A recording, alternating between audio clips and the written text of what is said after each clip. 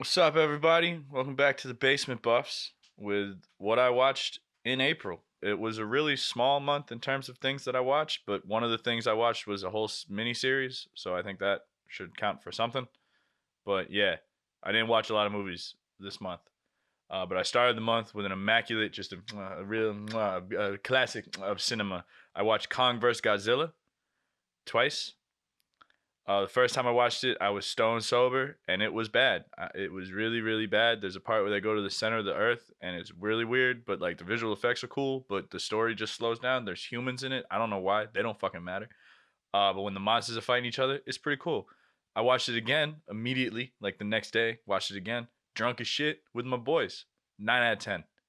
So good, just so much better. It was just like nothing mattered, and the cool parts were just so much cooler. It was great. I followed that up by watching the Eric Andre movie Bad Trip, also twice. I don't know why, but I watched that twice. Not the best movie, not the worst movie. It had parts that made me laugh. Tiffany Haddish is funny. Eric Andre is funny when he's not just doing gross out humor, which is cool. And Lil Ray Howard, however you say his last name, is also funny. 6.8 out of 10 for that one. And then I followed that up. I needed a nice palate cleanser, so I watched the Andrei Tarkovsky film Stalker from the 70s. I don't have a lot of new things to say about this movie. It's been around for a while. It's regarded as a classic of science fiction cinema. I'm not going to add anything to that conversation. It's just a bit of a brain melter in terms of like the shit that it's trying to say. I guess I don't know how to describe it. It's fucking weird and slow and long, and it's a lot, but it's great and I love it. 10 out of 10. I followed that up with the Edward Yang Taiwanese film A Brighter Summer Day that came out in 1991. Not a lot of people know about this movie. It's a 4-hour epic about Taiwanese gangsters in the 60s and like all that. It's really cool. It's really fucking long. It took me like 3 days to watch it. Not because I didn't want to watch it, just because shit kept happening. And with a 4-hour movie, I would like get invested, something would happen, and I'd have to like restart it. But it was great. It's really long, but really worth watching. 9 out of 10. I followed that up with the Andrei Tarkovsky film, Andrei Rublev. Not a lot to say about this one either. It's old. It's a classic. The people that know it love it. I don't really love it. It's about a painter named Andrei Rublev.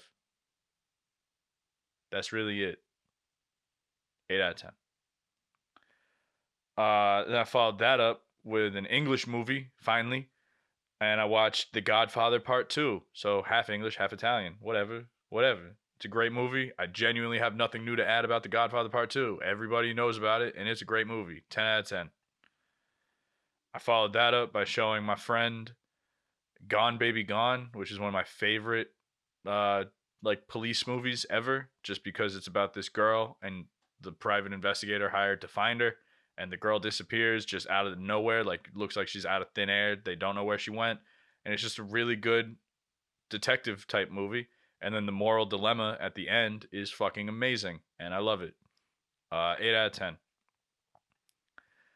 I followed that up with Spontaneous, a little scene movie from 2020 about a high school experiencing a weird epidemic where the students will randomly, spontaneously combust and explode.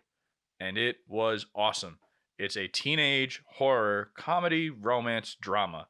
I don't like that description. That's the description that they use to describe it online. It's a lot of things. The best way I can describe it is it's an allegory for school shootings. Go into it as you will. When it's really funny, it's really funny. But when it gets dramatic, it does hit. And the fact that they were able to walk that line of making a topic, the topic isn't school shootings, but to make a movie about that type of thing and have it be darkly funny while simultaneously being really good when it's dramatic is very impressive. Uh, some of the writing was really shitty though. Like the dialogue was just cheesy sometimes, but I didn't hate it. I actually really like this movie. But I'm gonna give it a 7 out of 10 just because it had a lot going on, maybe a little too much, but I loved it. I thought it was great. And I ended the month by watching a mini series from HBO called The Night of. And this is probably the thing I'm going to talk about most because I haven't talked about a lot of stuff because I'm very excited to talk about this. This mini series was fucking amazing. It was so good. It's got Riz Ahmed and John Turturro in it. And it's about Riz Ahmed plays this young man who is invited to this party in Manhattan and he lives in Queens. And so he steals his dad's cab because his dad's a cab driver. And so he steals it and drives to Manhattan. And a young woman who mistakes him for a cab driver because he didn't turn off like the light on top of the cab gets in and he's like, I'm not a cab driver. She's like, well, your light's on. And he's like, well, I'm sorry. And then she's like, you're not going to drive me around? And he's just like, yeah, that's all I needed. Drives her around for a bit. They have a little, smoochy smooch sexy time. They get drunk, take some drugs. He wakes up the next morning and she's stabbed to death. And that's the first episode. And it's fucking amazing. He's the prime suspect, and it shows you every single angle of this entire investigation. You follow the detective trying to solve the case. You follow Riz Ahmed as he's in jail. Just the brutality of it. It's fucking awesome. John Turturro is his like lawyer who's doing the case for him, and he's pretty funny. He's John Turturro. Like if you like, he's good in everything. He's like the Stanley Tucci of actors. So I guess he's the John Turturro of actors too. Stanley Tucci of actors, but he's an actor. Yeah. John Turturro. He's a great. I love John Turturro. So he's good in pretty much everything he does. So if you like him, you'll like him. But the show is really, really good. It's very dark though. Like it's not a lighthearted show at all. When literally from like the 30-minute mark of the first episode to the last shot of the miniseries, it is heavy, but it's so good. I loved it. I recommended it to a bunch of people. I couldn't shut up about it while I was watching it.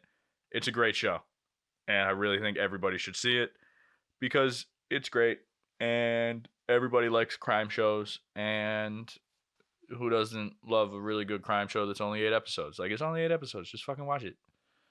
But 10 out of 10 for the night of.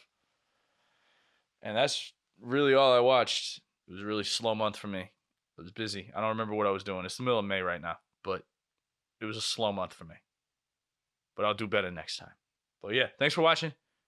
Like, subscribe, share, give us 5 stars, leave a comment. Thanks for watching.